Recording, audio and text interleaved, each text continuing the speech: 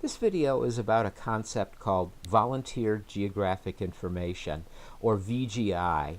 It's another of the aspects of web mapping, and actually, unlike many of the things that we've looked at so far this course, Volunteer Geographic Information is a case in which web mapping allows the world to feed information back into the cloud or into the web mapping environment.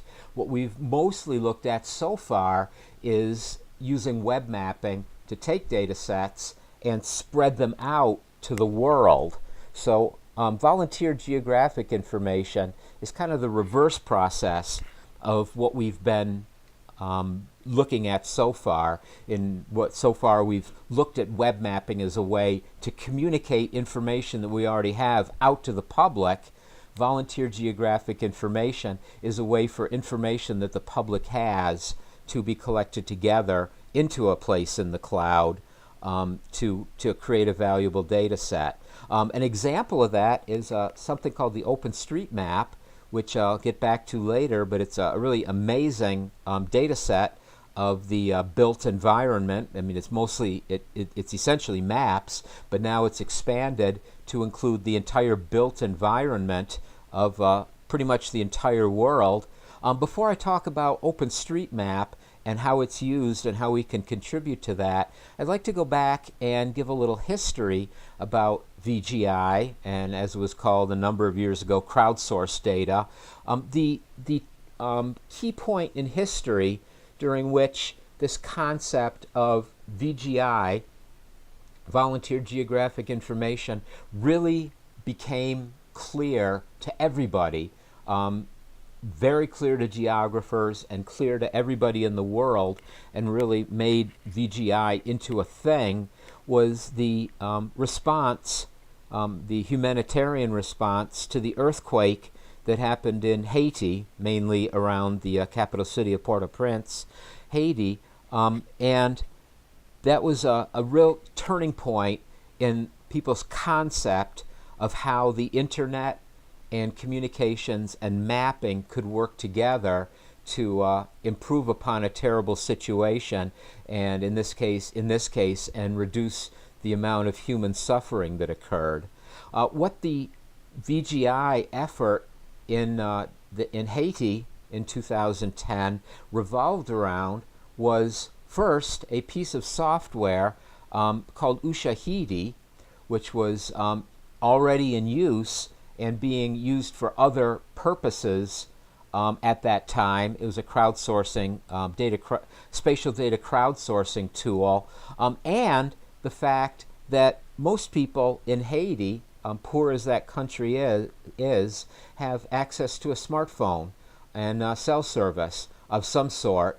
And what Ushahidi software allowed is for people to use to download a simple application onto their cell phone, it quickly and easily, and then use that simple application to make small reports of what was happening at their particular location in real time, and send those reports to a site called Ushahidi, which put them all together and was able to generate in real time maps or data sets such as the one that's shown here, which shows various collections of reports of various needs and situations based upon the location.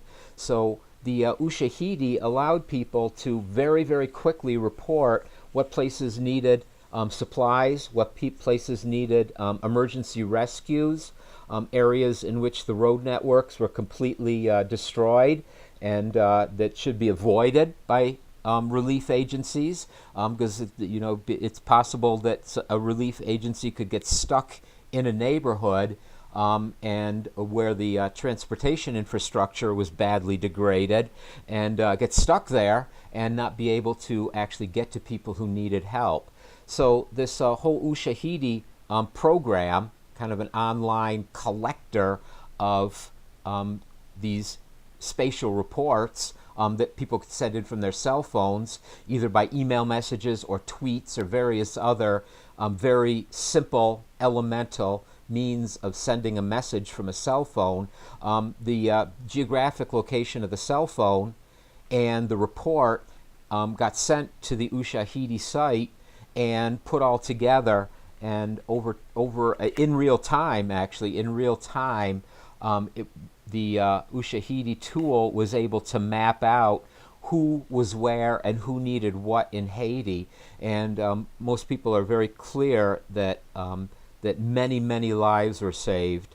And as bad as the tragedy was, without this ability to crowdsource to provide very effective relief, the disaster would have been even worse. This concept ended up being called crisis mapping. And it was something that happened in a very short period of time, just in a matter of hours and days around the earthquake. But it kind of opened up everybody's eyes to how this whole crowdsourcing or VGI concept could work.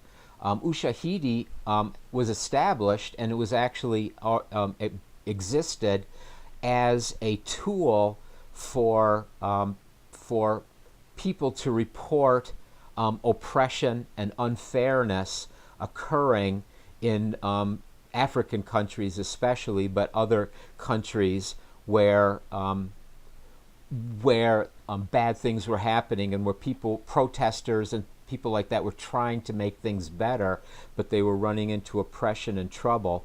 And it turned out to be a very good tool for collecting information about oppressive government regimes and other issues like that. So Ushahidi was already existing as a way for people, say, like in the Arab Spring time frame, when people were trying to reform their countries.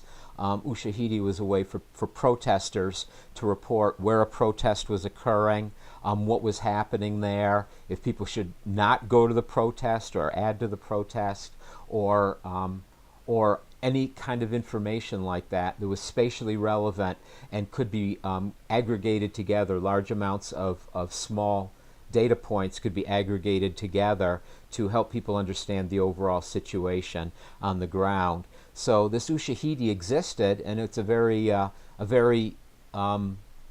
human development-oriented website, and it turned out that it found its most high-profile and most effective use as a crisis mapping tool. So this is kind of where the VGI concept really began to get traction. Continue with the next video.